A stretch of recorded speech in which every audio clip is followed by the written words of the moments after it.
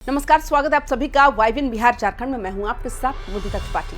क्या पश्चिम बंगाल की राजनीति में एक नया तूफान आने वाला है?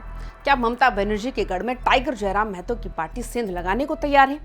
आखिर टीएमसी का वो कौन सा युवा चेहरा है जिसने दीदी का साथ छोड़कर झारखंड की क्रांतिकारी पार्टी का दामन थाम लिया और देखते ही देखते बंगाल की सड़कों पर जन सैलाब उमड़ पड़ा?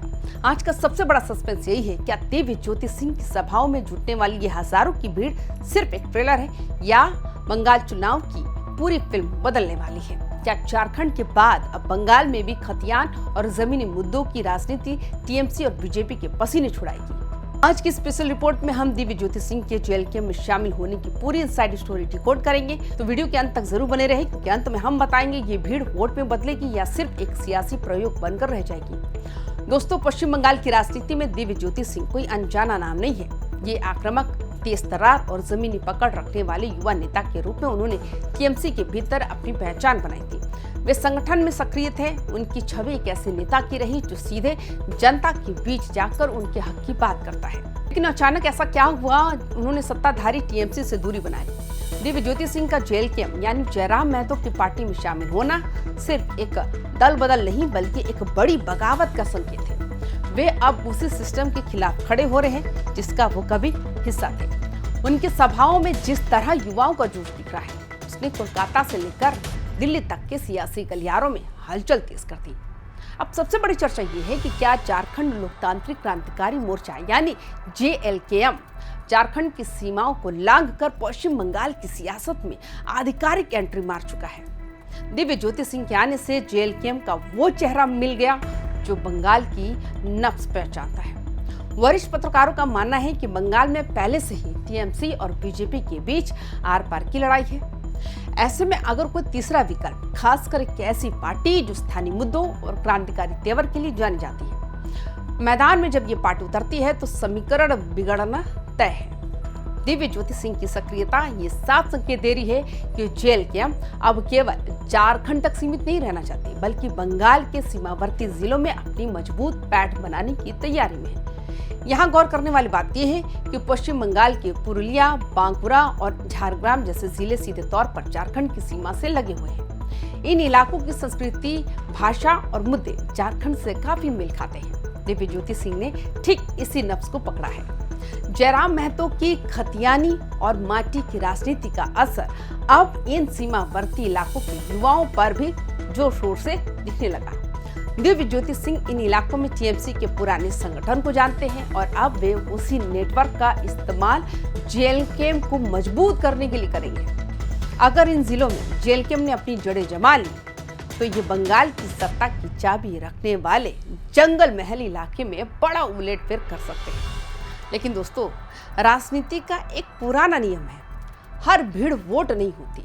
दिव्य ज्योति सिंह की सभाओं में भीड़ तो बहुत आ रही है, कार्यकर्ता भी जश्न मना रहे हैं, लेकिन क्या ये भीड़ चुनावी नतीजों में तब्दील होगी? इतिहास गवाह है, कई बार रैलियों में हजारों लोग सिर्फ जिज्ञासावश या स्थानीय मुद्दों को सुनने आते हैं, लेकिन जब बात बटन दबाने की आती है समीकरण बदल जाते हैं। JLKM के लिए असली चुनौती इस भीड़ को स्थायी वोट बैंक में बदलने की है।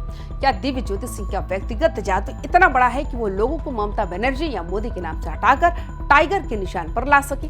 ये एक बड़ा सवाल है। दिव्य ज्योति सिंह का जाना टीएमसी के लिए एक बड़ा मनोवैज्ञानिक झटका है। युवा चेहरों का छिटकना किसी भी कैडर आधारित पार्टी के लिए शुभ संकेत नहीं होता। वही बीजेपी के लिए भी ये एक चेतावनी है।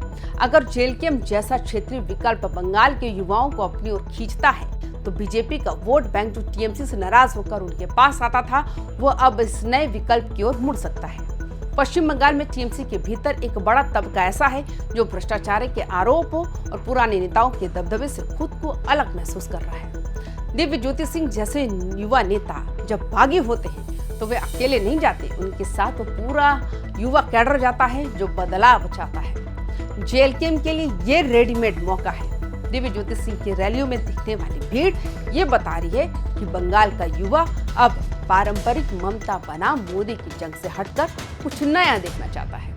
वे एक ऐसे नेता की तलाश में हैं जो उनकी अपनी भाषा में उनके अपने हक की बात करे। दिव्य ज्योति सिंह इसी आक्रोश को अपनी सबसे बड़ी राजनीतिक पूंजी बना रहे हैं। बीजेपी की संगठनात्मक ताकत और टीएमसी की रणनीतिक पकड़ के सामने JLKM अभी बहुत छोटी दिख सकती है, लेकिन याद रखिए झारखंड में भी किसी ने नहीं सोचा था कि जयराम महतो इतना बड़ा प्रभाव पैदा कर देंगे। अगर दिव्य ज्योति सिंह ने बंगाल के युवाओं, मजदूरों और खतियाने वर्गों को गोलबंद कर लिया तो 2026 में ये दोनों बड़े दलों के लिए सिरदर्द साबित हो जाएंगे। लेकिन राह इतनी आसान भी नहीं है। झारखंड की राजनीति खतियान और आदिवासी मूलवासी पहचान पर टिकी है, जबकि बंगाल की राजनीति का मिजाज थोड़ा अलग है। दिव्य ज्योति सिंह के सामने सबसे बड़ी चुनौती ये होगी कि वो जेएलके के झारखंडी मॉडल को बंगाल की मिट्टी के हिसाब से कैसे ढालते हैं। क्या वे बंगाल के लोगों को ये यकीन दिला पाएंगे कि जेएलके सिर्फ झारखंड की पार्टी नहीं बल्कि उनकी अपनी आवाज है।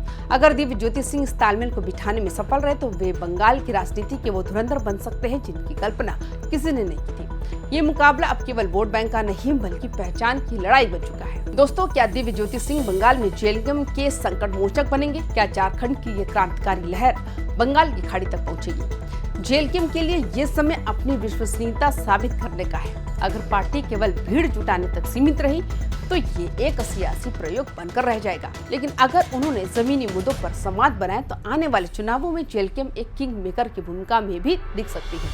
तो आपको क्या लगता है, क्या दिव्य ज्योति सिंह बंगाल की राजनीति के नए धुरंधर साबित होंगे? अपनी राय कमेंट बॉक्स में जरूर लिखें। पश्चिम बंगाल और झारखंड की हर राजनीतिक हलचल के लिए देखते रहिए वाईबीएन बिहार झारखंड। खबर अच्छी लगी हो तो वीडियो को शेयर करें, लाइक भी जरूर करें। नमस्कार।